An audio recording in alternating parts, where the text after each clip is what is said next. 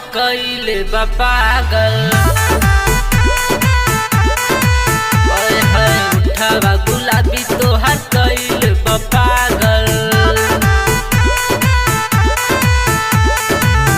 रोहिया चले में सब देहिया निहार, रोहिया चले में सब देहिया निहार, देहिया निहार। उठावा गुलाबी तोहर कइले बा पागल।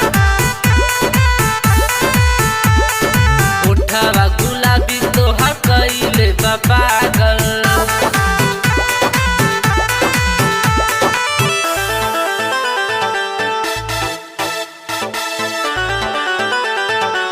Gorakhpur Film City.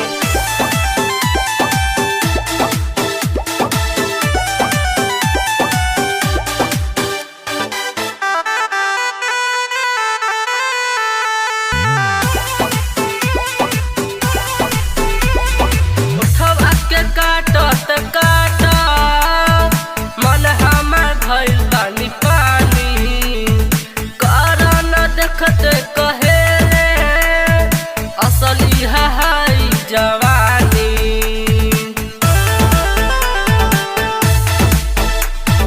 उठवा के काटत काटत मन हमर भइल पानी पानी।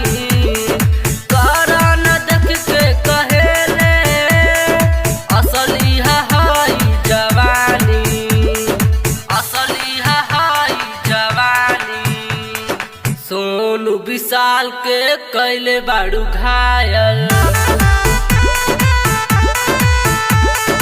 सोनू विशाल के कैले बाड़ू घायल।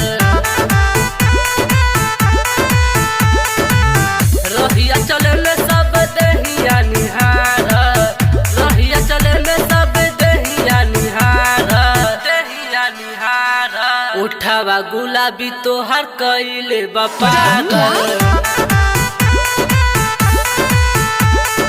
उठावा गुलाबी तोहर कइले बा पागल।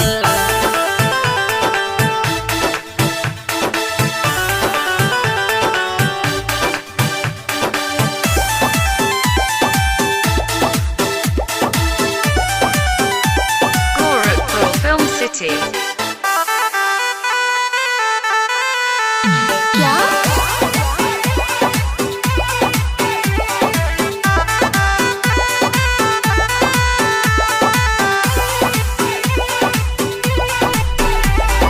लेलू तू जब अंगड़ाई हो, जिला गोरखपुर हिलाई हो।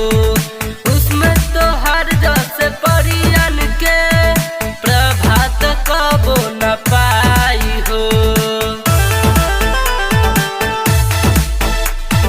लेलू तू जब अंगड़ाई हो, जिला गोरखपुर हिलाई हो।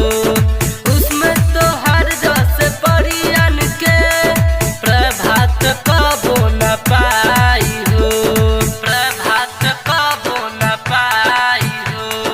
तोहर से दिल अब करन के लागल। ओए होए उठावा गुलाबी तोहर कइले बा पागल।